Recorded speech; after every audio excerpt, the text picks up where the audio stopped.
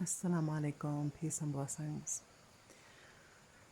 People often talk about the higher self and tuning in and tapping into the higher self. But we also have to acknowledge that if there's a higher self, then there's also a lower self.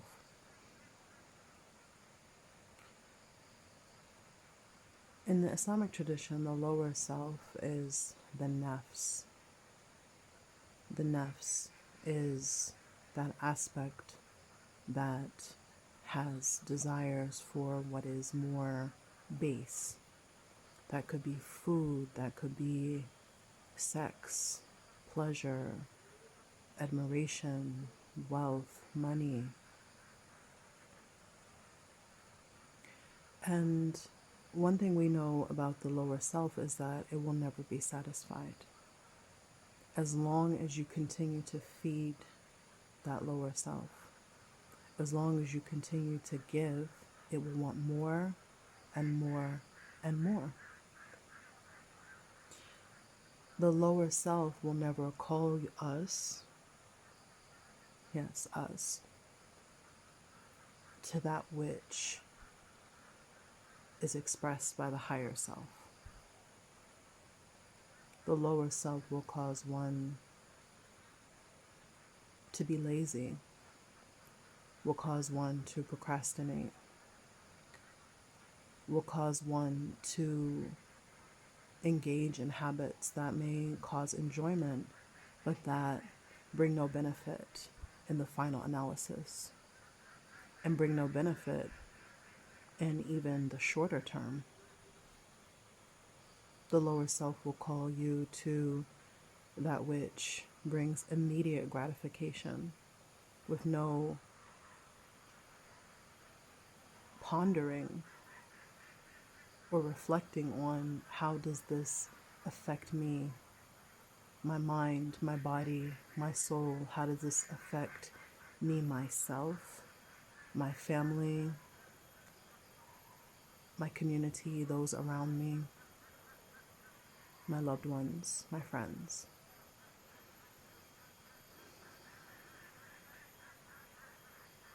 The lower self will become stronger and stronger until you begin, or one begins to identify themselves as that lower self, until they start to lose the voice of the higher self. And this is why the lower self, or the nafs, must be disciplined. If every character in every movie or film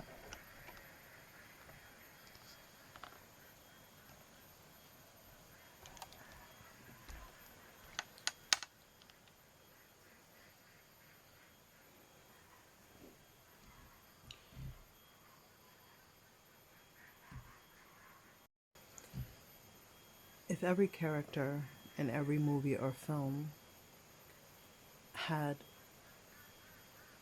disciplined their lower self, there would be no plot. If we look at the majority of what we call entertainment, it's more or less connected to stories of people who are following their lower self. And with that creates tension and conflict that then leads to a story that we are entertained by.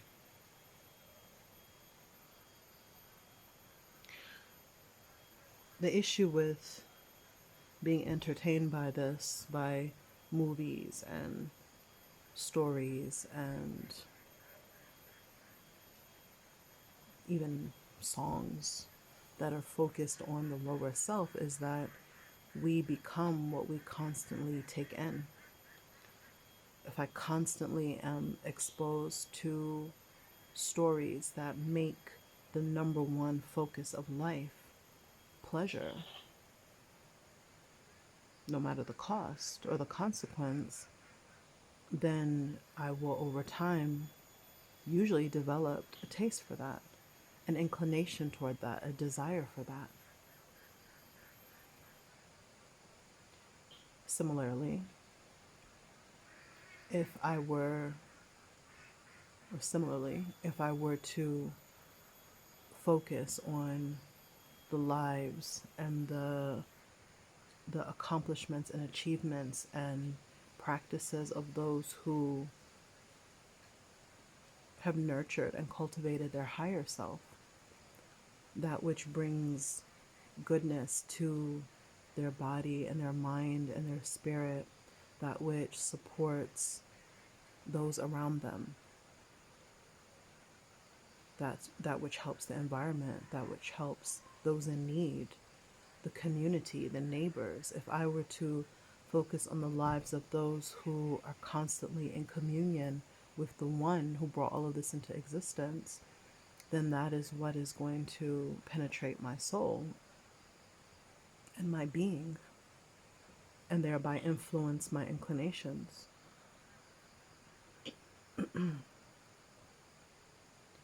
So, in a sense, what our focus is and what our heart has absorbed over time is wrung out by our tongue. So, what we speak about, what we communicate, is indicative of what we've been absorbing.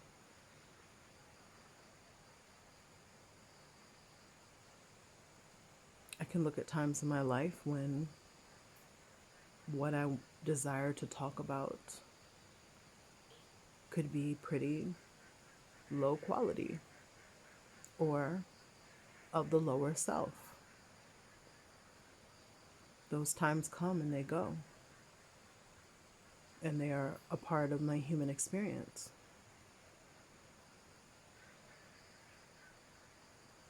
And then when I switch what I'm consuming, what I'm taking in, what I'm allowing myself to be fed by, then that changes. And sometimes it's a mix.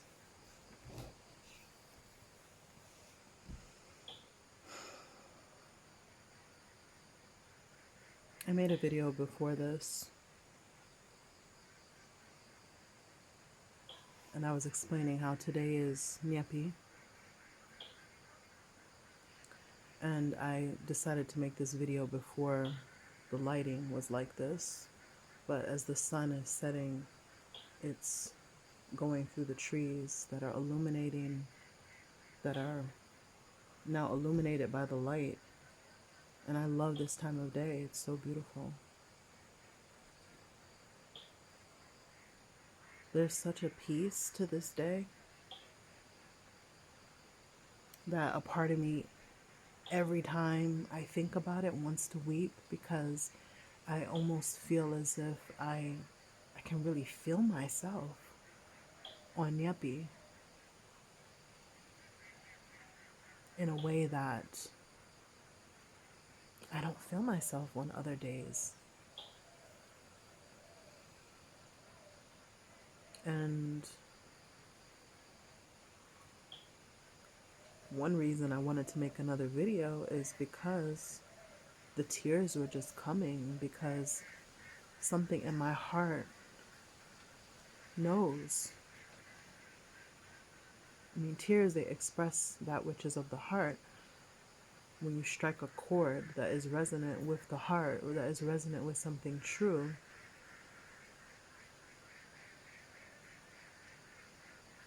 and there's a part of me that's longing for this all the time. But not a peace that is isolated, not a peace where I just go on my own and I'm living all by myself in the middle of nowhere with just me. But my heart is longing for community that is disconnected from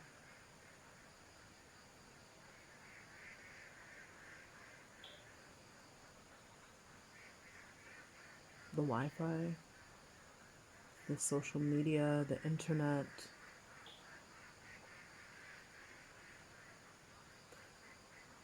And it doesn't mean that we can never utilize these resources or these outlets of communication and connection. But the balance of it. And it's almost like when everyone is unplugging, I also ease into that. It feels almost effortless. It felt very simple to just put my phone into this box and only check it for time, and to be on it for maybe less than 15 minutes today. Something interesting happened actually. Before I checked my phone for the time, I said to myself, I wonder if I can feel exactly what time it is without looking at the phone. And I just tuned in for a moment, and the number 12:20 is what came up. I checked the phone, it's 12:21. Now, I don't know if I was picking up what was actually coming from the phone, or just there being that clarity in the atmosphere where my intuition can actually flourish a bit better. I am asking the Most High to guide me to the way of feeling this peace and creating that in a way that's not dependent upon everyone around me, that's not dependent on Nyepi, because I need to feel myself, like really feel myself all year long, so that I read more, as I did today, as I do every year on Nyepi, and write more and share more and ponder more and connect to my Creator more. I do believe that we're not meant to do this alone. With every fiber of my being, I know we're not meant to attain the highest levels on our own. There is something when we come together, when the collective comes together, when we collectively set intention and have practice and know our purpose and prayer, we then meet our highest potential in a way that just does not happen when we are isolated. We are interdependent beings. There is nothing, literally nothing around me except that it was conceived by a human being who made it, who touched it. This cloth that I'm wearing, as far as what shows, this jewelry, this pillow, this notebook, everything, look around you. There's literally nothing. Whether it's the food you're eating, the chair you're sitting on, the device you're watching this with, except that it was touched by a human being, by another before you. Even your own body, before you came out of your mother's womb, was assisted. I mean, you touched your own self, of course, but to get into this life, to get into this world, there were hands that guided you.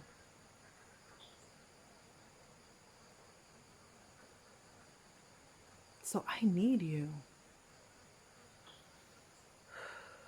And yes, I need God first. I need the Most High first, but I need you.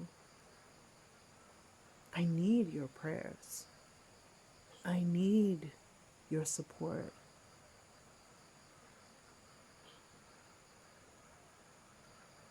I need that when there's something that I'm struggling with, that you, whoever that you is, whether you watch this or not,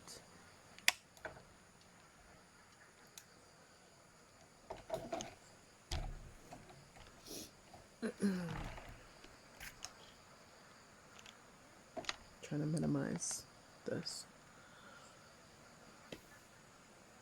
whether you watch this or not,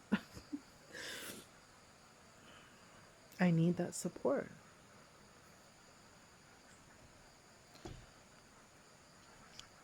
I have struggled more than anything with different levels of addiction.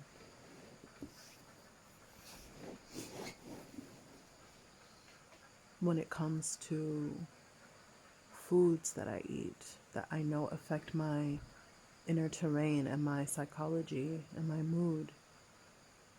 When it comes to devices, the internet, different levels of entertainment, which I know are distraction. I know better. But it's not enough to know better. We have to do better.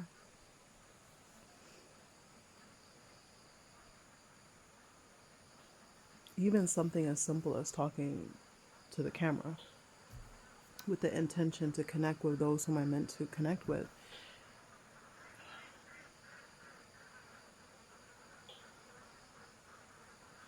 Even this takes a level of effort that can only happen when I'm in a somewhat decent space. And so once again, because it's Nyepi and there's this beautiful peace, it felt easy to write today and easy to share.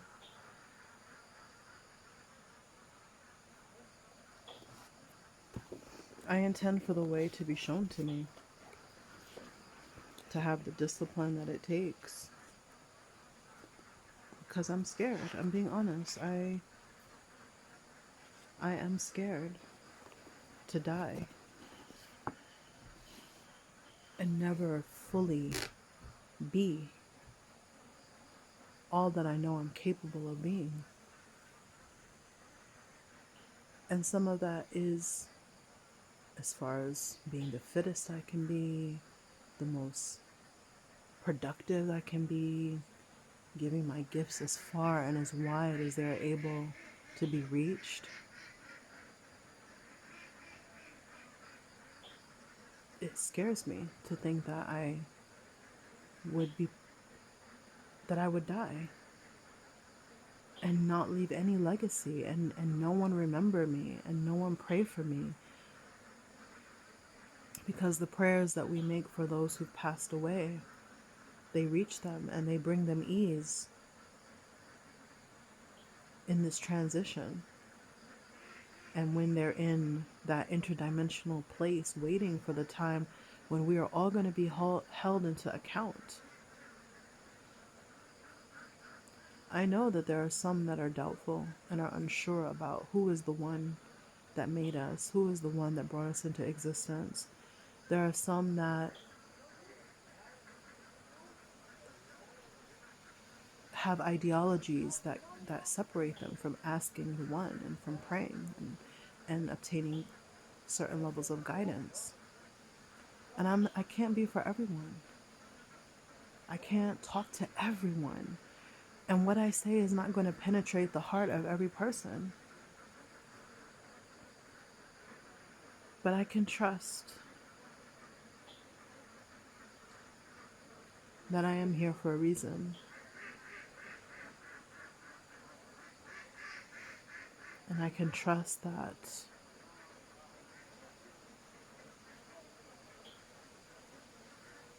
if I do my best,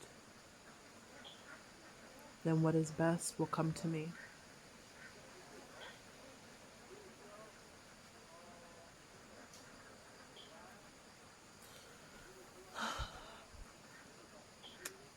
And so I promise today, on what is Balinese New Year, to show up more, to share more, but most importantly, to honor my highest self more, that seed of consciousness that Allah put inside of me, to do better. I'm not going to be perfect. We're not meant to be, but I can do better. And I can look at each day and say, did I put something forward for the life that is to come? And did I put something forward for the lives in this world that are to come? Did I impart something to someone, and even tell them, like, share this with your child? Share, if you have a child, if you talk to a child, if you speak to another person, share this.